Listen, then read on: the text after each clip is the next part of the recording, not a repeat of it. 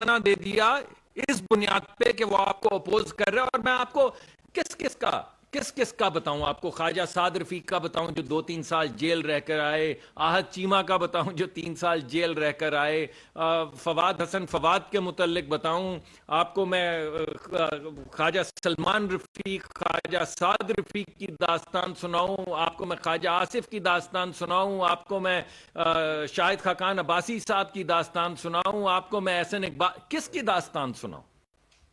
یہ تھمنا چاہیے. کبھی آپ نے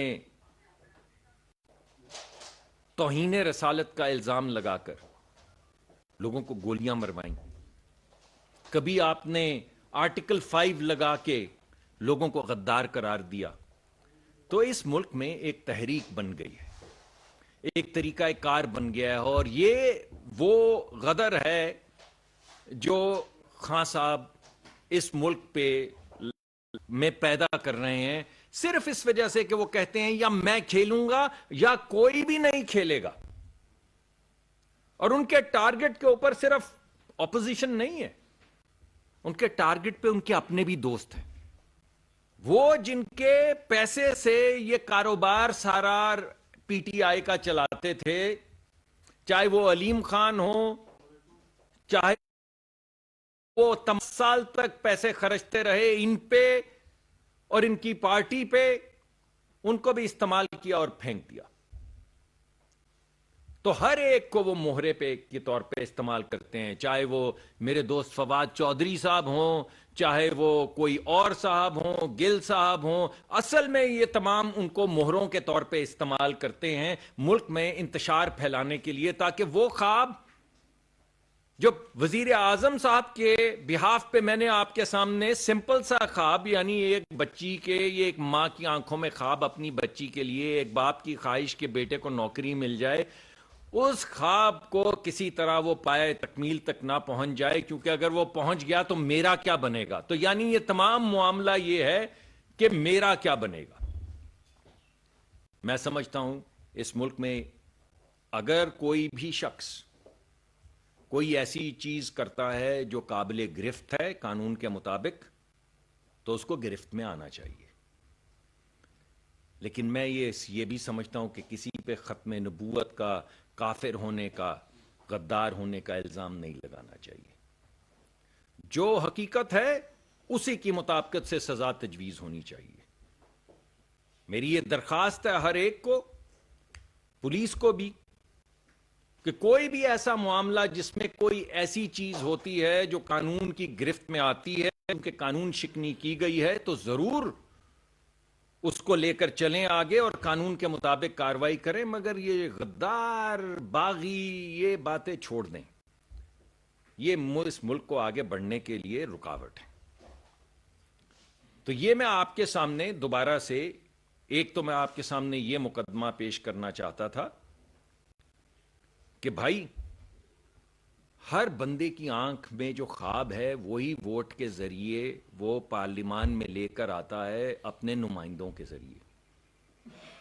یہی وہ خواب ہیں جو وزیر اعظم کی آنکھ میں ہوتے ہیں. اس وجہ سے نہیں کہ یہ وزیر اعظم کے خواب ہیں، اس وجہ سے کہ یہ آپ کے خواب ہیں جو ووٹ کی شکل میں وزیر اعظم کو دیے جاتے ہیں.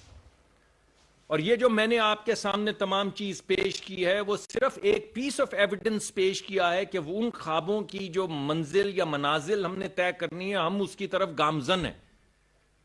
اور چاہے وہ دورہ ہو کسی ایسے ملک کا جس کے بعد میں آپ کو انشاءاللہ بہت جلد یہ دکھاؤں گا کہ کیسے 10 سے 14 بلین ڈالر کی، یعنی 10 سے 14 ہزار ملین ڈالر کی انویسٹمنٹ انشاءاللہ ہم اس ملک میں ہوگی، انشاءاللہ ریفائنریز میں. مگر میں اسی وقت آپ کو اس کی تفصیلات بتاؤں گا جب یہ تفصیلات طے ہو جائیں گی. لیکن انشاءاللہ ہم اپنے ملک کے اندر انویسٹمنٹس کے لیے آگے بڑھ رہے ہیں، اس ملک کی انرجی سیکیورٹی کے لیے آگے بڑھ رہے ہیں، اس کے ملک کے اندر زر مبادلہ کا جو بوجھ ہے، جو امبیلنس ہے، اس کو ختم کرنے کی طرف بڑھ رہے ہیں. اور پھر میں نے آپ کے سامنے پیش کی وہ چیزیں جو اس ملک کی ترقی کے راستے میں حائل ہیں. اور پھر میں نے آخر میں درخواست یہ کی کہ بھائی قانون کے مطابق آگے بڑھیں.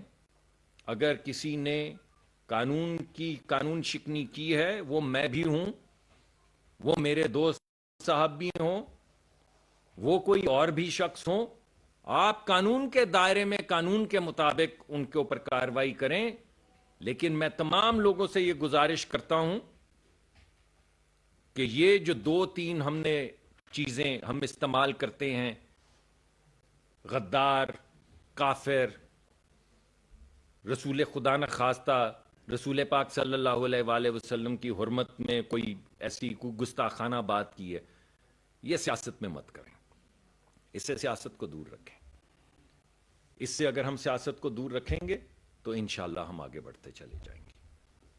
بہت بہت شکریہ. اچھا سر، یہ بتائیے گا کہ آج جوائنٹ ایکشن کمیٹی کا ہوا تھا اجلاس یہاں پہ پریس کلب، انہوں نے یہ کہا ہے کہ ایل پی جی کی ایک تو شارٹیج ہے اور دوسرا قیمتیں بہت زیادہ بڑھ گئی ہیں، تو اس کے اوپر اگر حکومت ایکشن نہیں لیتی تو ہم آپ کا نام لکھ کے انہوں نے کہا ہے کہ ہم آپ کے خلاف جو ہے 31 تاریخ کو جو ہے وہ احتجاج کریں گے.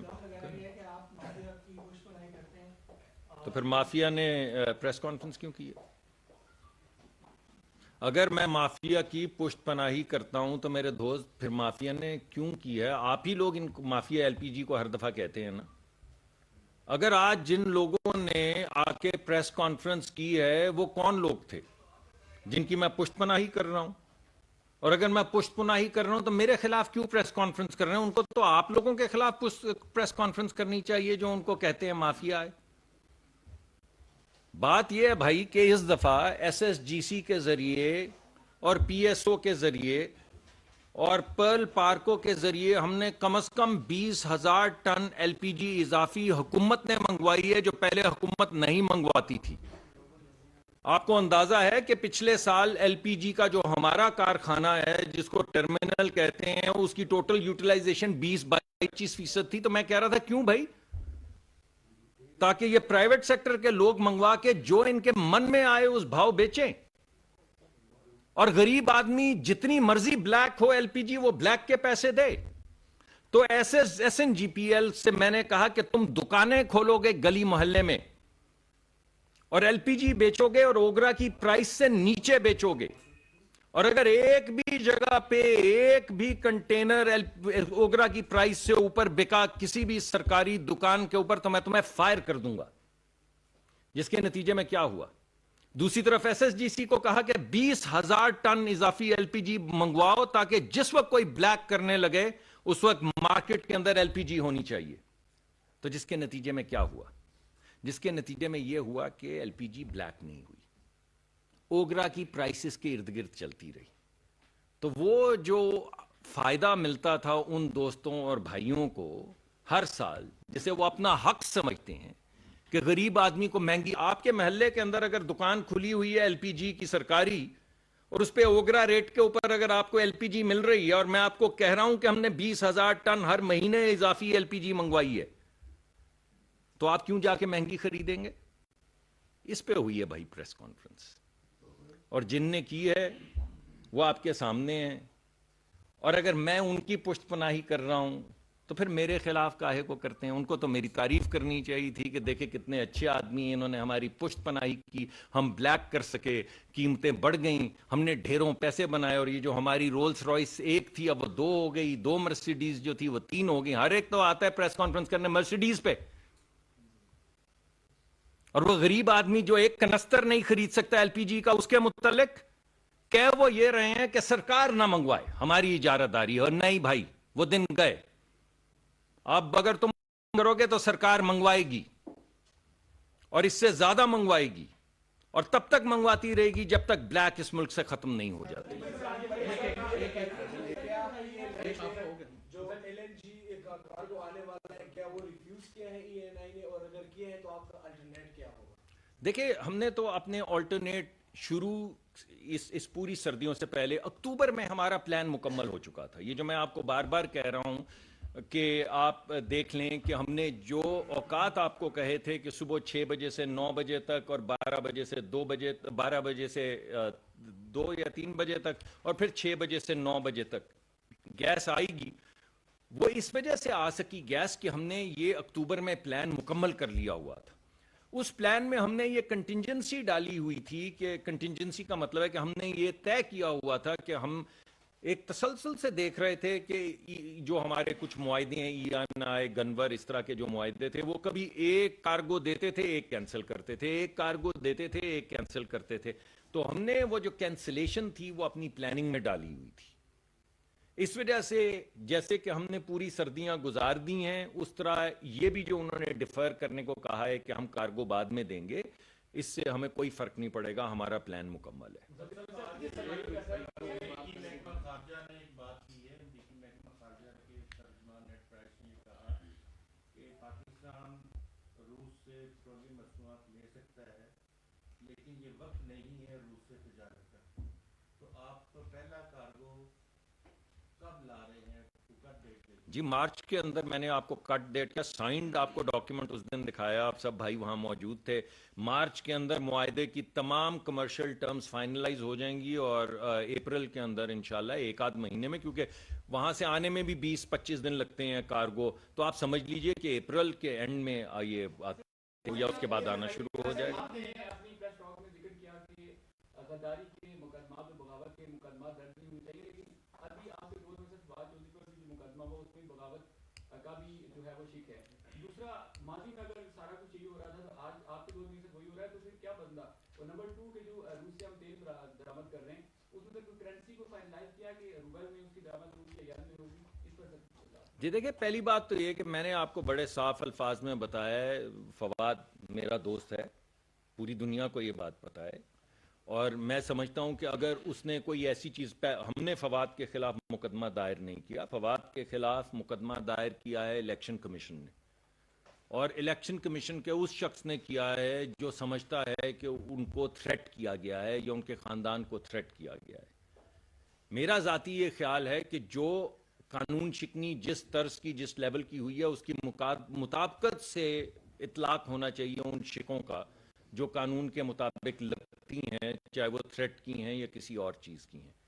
یہ بغاوت میں کون ہوتا ہوں کہ میں الیکشن کمیشن کو کہوں کہ وہ کیا دفعہ لگائیں، یا پولیس کو کہوں کہ وہ کیا دفعہ لگائیں، لیکن میں اسے مناسب نہیں سمجھتا کہ بغاوت کے مقدمات جو ہیں سیاستدانوں کے اوپر کیے جائیں. یہ غیر مناسب بات ہے، یہ نہیں ہونا چاہیے. بہرحال اس کا مطلب یہ بھی نہیں ہے کہ سیاستدان مادر پدر آزاد ہیں. اگر سیاستدان بغاوت کریں تو ان پہ بغاوت کا مقدمہ درج کریں. اگر سیاستدان فوج کے اندر بغاوت پہ جوانوں کو اکسائیں تو بغاوت کا مقدمہ بنتا ہے. اگر سیاستدان یہ ہے کہ کہیں کہ کچھ جرنیل جو ہیں وہ بہادر اور محب وطن ہیں اور کچھ، تو پھر بغاوت کے مقدمات بنتے ہیں. لیکن آپ اگر کوئی بات کر رہے ہیں اور اس میں آپ نے سخت کلامی کی تو آپ کو ضرور قانون کا سامنا کرنا چاہیے. جو وہ کریں گے وہ کر رہے ہیں، لیکن یہ بغاوت کی جو چیزیں ہیں یہ میری سمجھ سے باہر ہیں، اور میں نہیں سمجھتا کہ سیاستدانوں کو یہ بغاوت وغیرہ کے الزام لگا کے روکنا چاہیے. آپ کا دوسرا سوال، کرنسی طے ہوگی. جی پاکستان کے اندر جو تجارت ہے وہ زیادہ تر ہم ڈالرز،